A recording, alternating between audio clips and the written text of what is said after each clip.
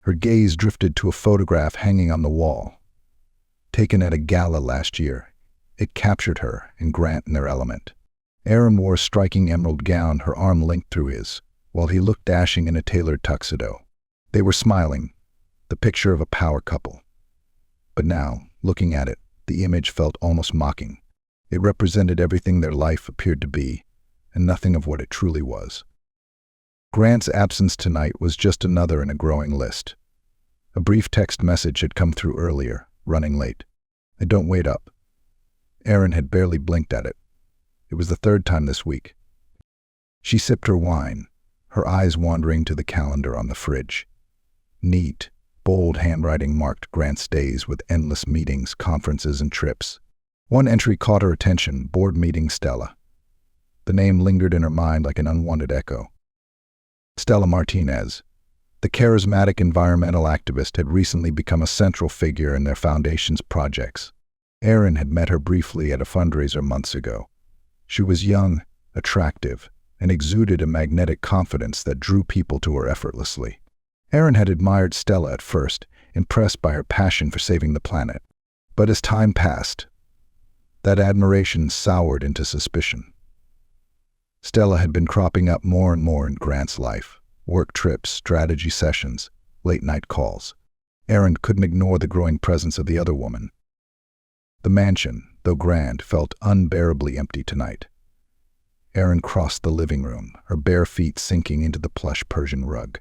The evening light spilled across the furniture, making the room look almost surreal in its perfection.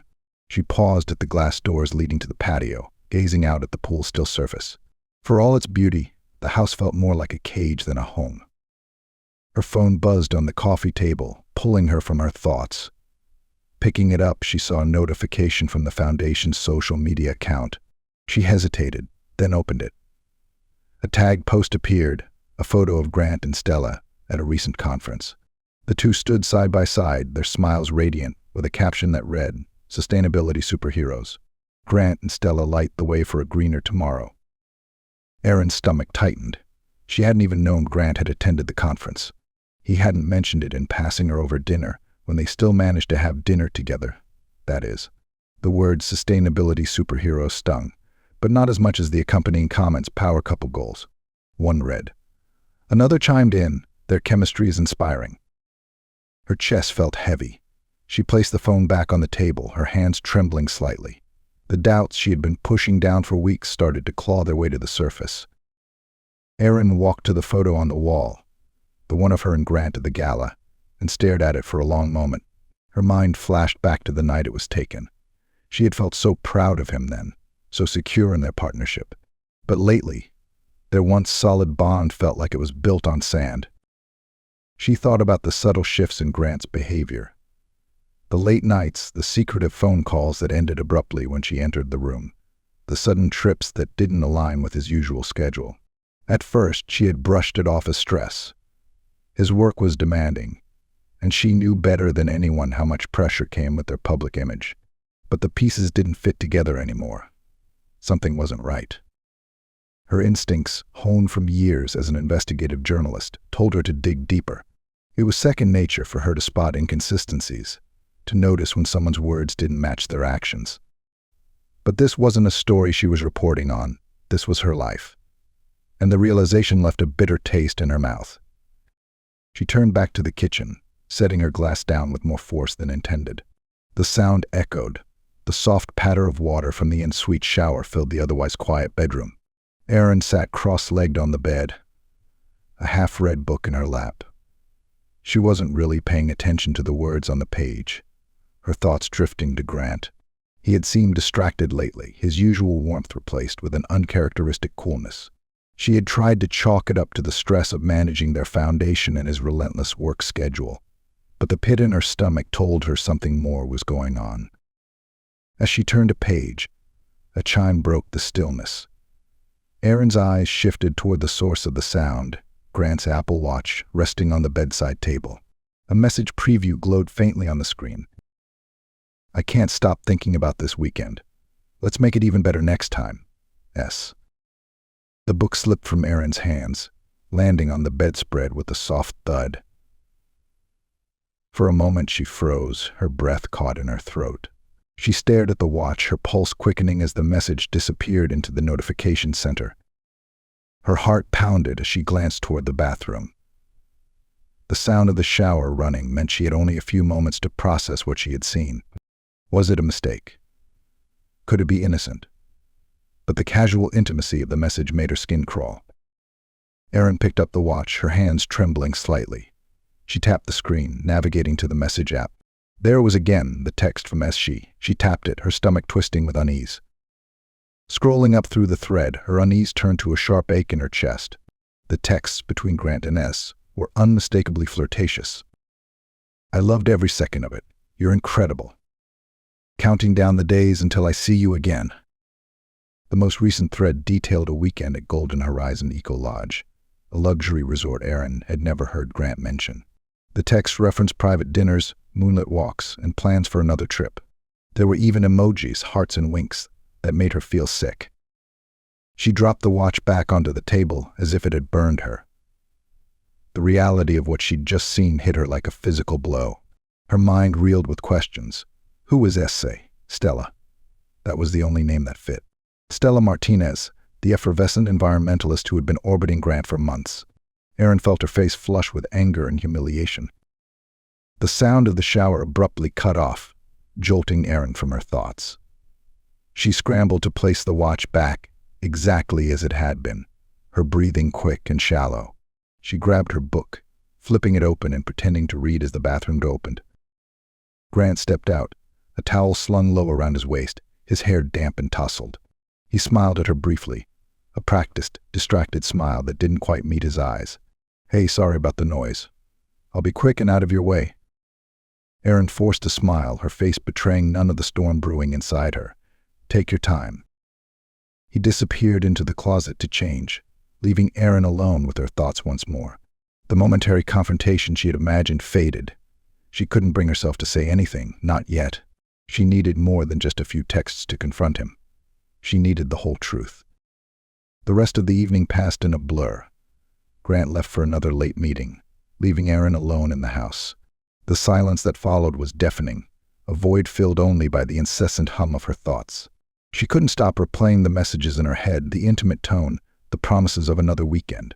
Her instincts, honed by years as a journalist, told her there was more to uncover. Sitting at the kitchen counter, she reached for her laptop. With Grant gone, she had the freedom to investigate without interruption.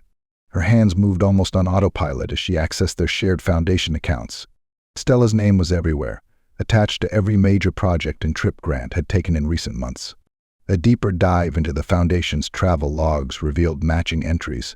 Trips Grant had claimed were solo or business-related coincided with Stella's movements. Then she found it, a digital receipt for a weekend getaway at Golden Horizon Eco Lodge. The booking details confirmed her worst fears, a private villa reserved under Grant's name, complete with spa treatments and a wine-tasting package for two.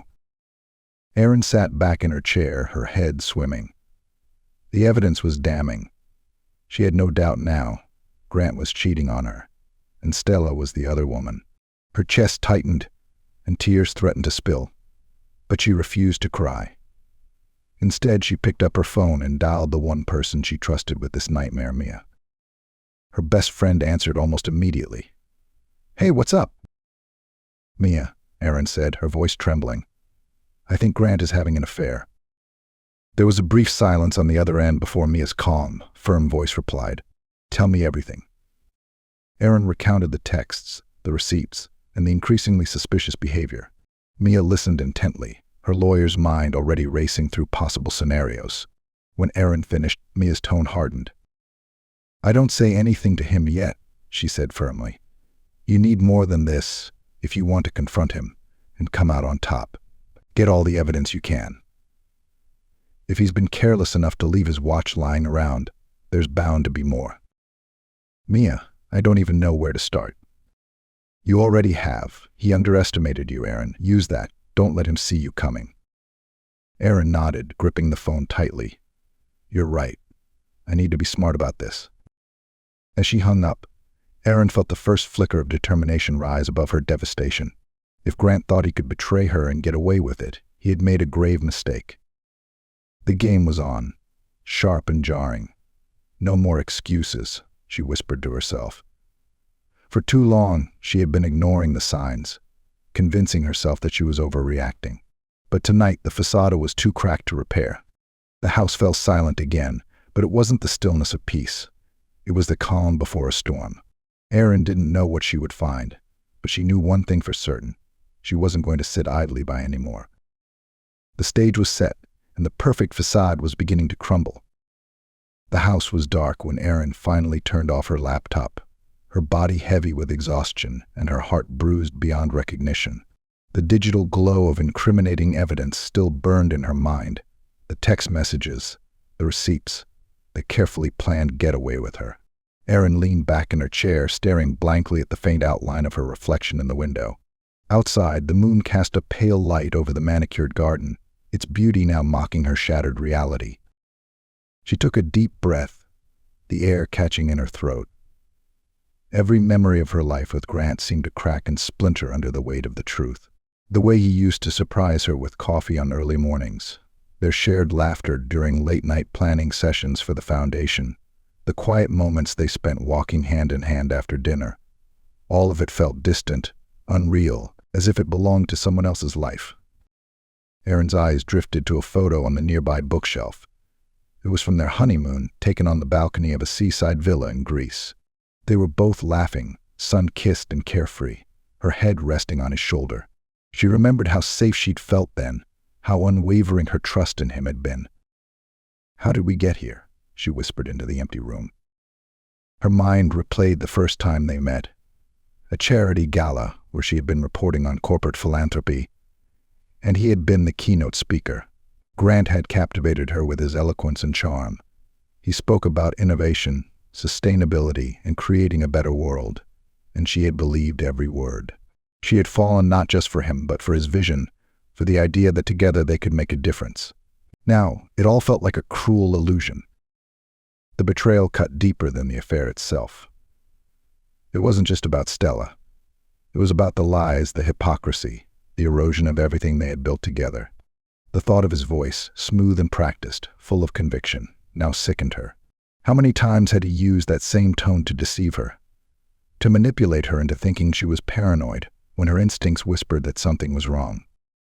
She pressed her palms to her temples, her thoughts spiraling into a dark, suffocating place. But beneath the pain, a flicker of anger began to stir. Erin had spent years suppressing her needs to support Grant's dreams. She had given up her career, her independence, and now it was clear he had repaid her with lies. The realization sent a cold, steely resolve coursing through her veins. The next morning, Erin sat across from Mia at their favorite cafe, a small, tucked-away spot where they had shared countless cups of coffee over the years. The aroma of roasted beans filled the air, but Erin barely noticed. Her hands were wrapped tightly around her mug as she recounted everything she had discovered. Mia listened intently, her expression shifting from concern to outrage as Erin laid out the evidence. When Erin finally stopped, her voice cracking under the strain, Mia reached across the table and gripped her hand firmly. "You didn't deserve this, Erin," she said, her voice low but fierce. "But if Grant thinks he can get away with this, he's underestimated the wrong person." Erin managed a faint smile. "I don't even know where to start. I feel like I'm drowning." "You start by taking control," Mia said. "Let's think strategically. What else can we find? If Stella's as involved in the foundation as you say, there might be financial irregularities. If they've been this sloppy, there's bound to be something." Her friend's words were like a lifeline, pulling Erin out of the fog of despair. For the first time in days, she felt a glimmer of purpose. Later that afternoon, Erin visited her mother, seeking the comfort only she could provide. The scent of lavender greeted her as she stepped into the cozy home where she had grown up. The walls, lined with books and family photos, felt like a warm embrace. Her mother, a sharp-eyed woman with a no-nonsense demeanor, listened patiently as Erin poured out her heart. When Erin was done, her mother sat back, her expression a mix of sympathy and resolve. "You didn't leave a successful career in journalism to play second fiddle to a fraud," her mother said, squeezing Erin's hand. "You know how to expose the truth better than anyone. You've always been stronger than you give yourself credit for, Erin. Erin nodded, her mother's words a balm to her wounded spirit. But what if I'm not strong enough this time? What if it all falls apart? Her mother leaned forward, her gaze steady. Sometimes things need to fall apart so you can rebuild something better. Don't let his betrayal define you. Define yourself. As the evening wore on, Erin sat at her desk, Mia's words echoing in her mind. She pulled up the foundation's financial records and began sifting through them with meticulous precision. Hours passed, and the pieces started to come together. She uncovered discrepancies in expense reports, donations funneled into vague initiatives, and unusually large transfers authorized by Grant and Stella. Her hands shook with a mix of anger and triumph. This wasn't just about infidelity, it was about deception on a much larger scale. The man who had built his reputation on integrity was exploiting the foundation they had created together. And Stella wasn't just his accomplice, she was his enabler. Erin leaned back in her chair, staring at the files spread out before her. The pain was still there, raw and unrelenting, but it was now accompanied by a searing determination. If Grant and Stella thought they could betray her and tarnish everything she had worked for, they were gravely mistaken. The first threads of Erin's plan began to take shape late one night as she sat in her dimly lit study, papers and files spread out before her like a war map. The evidence she had uncovered pointed to more than just an affair. Stella wasn't just stealing Erin's husband, she was also siphoning money from the foundation, masking her schemes under layers of false projects and inflated expenses. Erin's chest tightened as she traced the lines of deception, the betrayal far deeper than she had imagined. She's using his name, his resources, and tarnishing everything we worked for, Erin muttered, her voice filled with quiet fury. But this wasn't just about Grant or Stella anymore. It was about reclaiming her power and protecting the integrity of their foundation. She spent hours poring over tax documents, grant proposals, and wire transfers. The patterns emerged slowly at first, like pieces of a puzzle clicking into place. Stella had been redirecting funds meant for environmental initiatives into personal accounts, disguising the theft under vague labels like consultation fees and operational costs. Erin's jaw clenched as she tallied the numbers. This wasn't carelessness, it was calculated theft. The next morning, Erin called Mia. Sitting at the kitchen counter with a fresh pot of coffee brewing, she recounted her findings. Mia listened intently, her legal mind already churning with possibilities. "This isn't just fraud, Erin," Mia said, her tone sharp. "This is criminal. If you have the evidence to back this up, you can take her down." "I have it," Erin said, her voice firm. "But I want this to be public. I don't just want Stella exposed, I want everyone to see what she's done. And Grant, he deserves to face the fallout too." Mia leaned back in her chair, a small smile playing on her lips. "You're thinking like a journalist again. Who are you going to bring in?" Erin's eyes lit up with determination. "Mark Tyler. He owes me a favor." Mark was a respected investigative journalist and one of Erin's oldest contacts from her reporting days. She reached out to him that afternoon, explaining the situation in careful, measured terms. When she finished, there was a long pause on the other end of the line. "Erin, this could be huge," Mark finally said. "But you're sure about this? If I run this, there's no going back." "I've never been more sure of anything," Erin replied. "I'll send you everything I have." As the plan took shape, Erin worked tirelessly to build her case. She created a meticulous dossier of Stella's financial misdeeds, cross-referencing receipts and bank statements with project records. Each piece of evidence felt like a small victory, a step closer to reclaiming her sense of control. But the obstacles came quickly. Grant began to notice her sudden interest in the foundation's accounts. One evening, as they sat in the living room, he glanced over at her laptop. "You've been spending a lot of time on work lately," he said, his tone casual but probing. "What's going on?" Erin didn't flinch. She had prepared for this. Closing her laptop with a calm smile, she said, "Just trying to get ahead of the audit. You know how messy those can be." Grant nodded, though his eyes lingered on her for a moment too long. Erin felt her pulse quicken but kept her expression neutral. She couldn't afford to slip now. Stella, too, seemed to grow wary. During a foundation meeting, Erin caught the younger woman watching her with a calculating gaze. "Everything okay, Erin?" Stella asked, her voice dripping with feigned sweetness. "Never better," Erin replied smoothly, meeting her eyes without blinking. The game of cat and mouse was beginning, and Erin was determined to come out on top. The timing of the expos was critical. Stella was set to deliver the keynote address at a prestigious climate conference, a high-profile event that would be attended by influential donors, media outlets, and environmental leaders. Erin saw an opportunity not just to expose Stella's crimes, but to ensure the fallout was as public as possible. Mark worked tirelessly to prepare the expos, confirming details and conducting interviews with former employees who had been suspicious of Stella's activities. The article was scheduled to publish the morning of Stella's speech, guaranteeing that the revelations would dominate the news cycle. Erin played her role flawlessly, attending the conference with an air of calm professionalism. She mingled with guests, her composure masking the storm brewing beneath the surface. As Stella took the stage, Erin positioned herself near a group of journalists she had invited, ensuring the reaction to the Stella began her speech with practiced eloquence, her voice carrying effortlessly over the crowd. "Today we stand on the precipice of change, united in our commitment to a better, greener future." As she spoke, Erin observed the subtle shifts in the room. Attendees were no longer focused solely on the stage. Their attention diverted to their phones as notifications pinged and buzzed around the auditorium. The murmurs began softly, like a rising wind, but quickly grew louder. "What is this?" someone whispered behind Erin. "Is this true?" Erin didn't need to look at the screen to know they were reading the expos. She kept her gaze locked on Stella, whose confident tone faltered as the audience's unease became impossible to ignore. Her speech stuttered, the words no longer flowing with the same rhythm.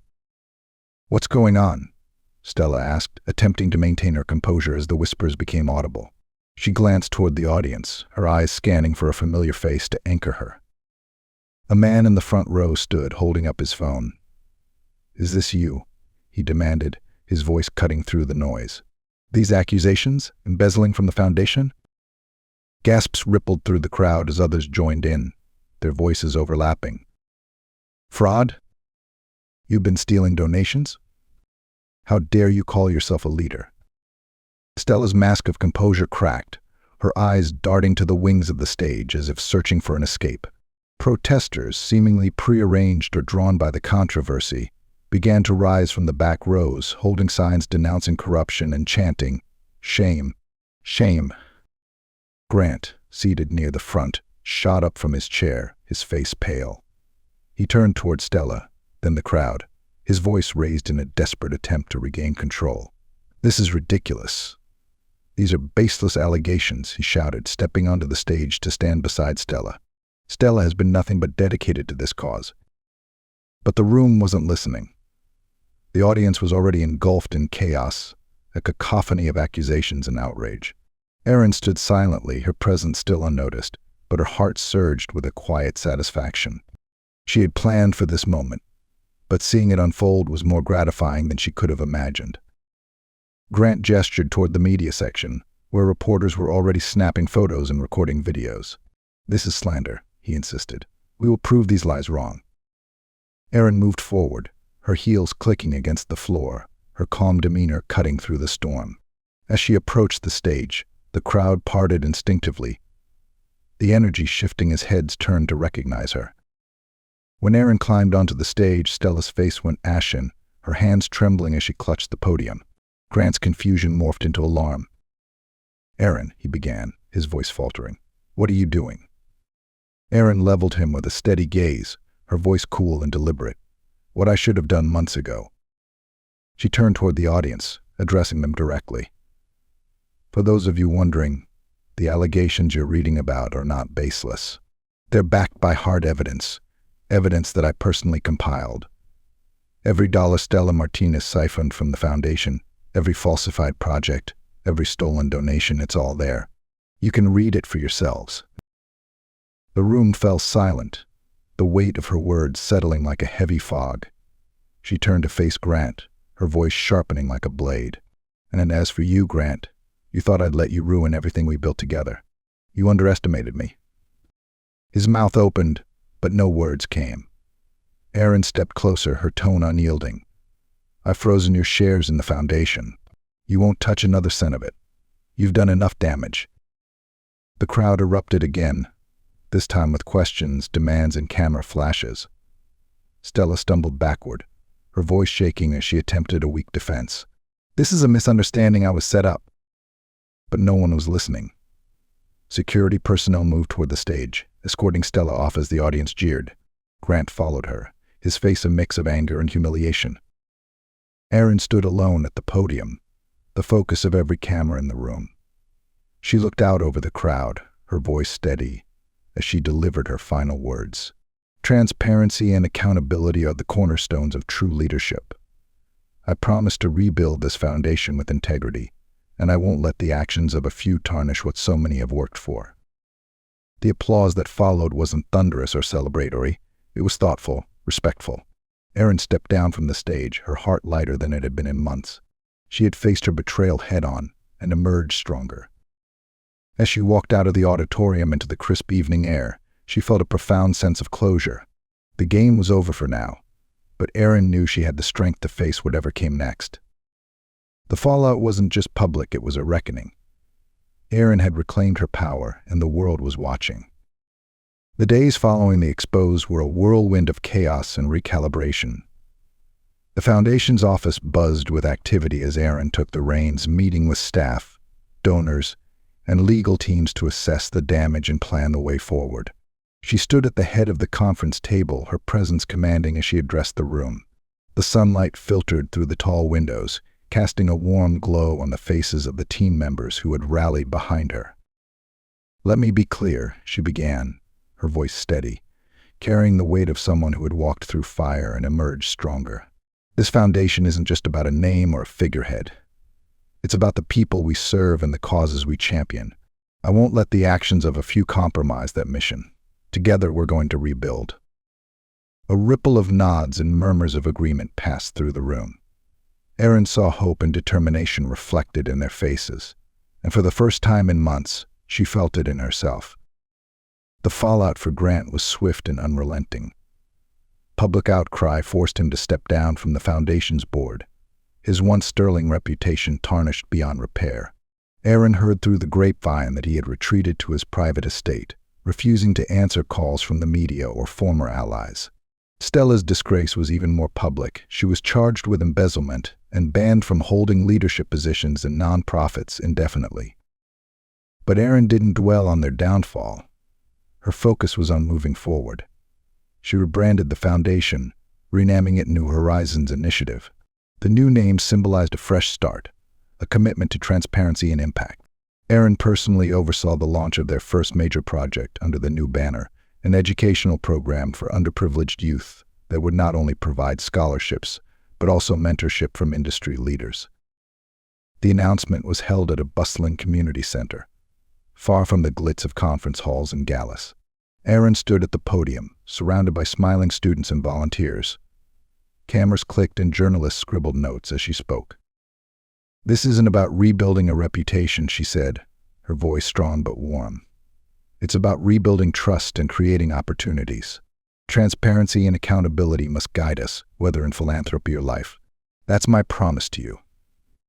The applause was deafening, but Erin felt the real victory in the conversations she had afterward, young women telling her she was an inspiration, parents thanking her for making a difference in their children's lives. This was what she had always wanted the foundation to be about. At home, the nights were quieter now, the empty spaces that once felt suffocating now offering solace. Erin had reclaimed the house, filling it with touches that made it hers. Fresh flowers on the dining table, a gallery wall of personal photos in the living room, a rescued golden retriever named Milo, who followed her everywhere.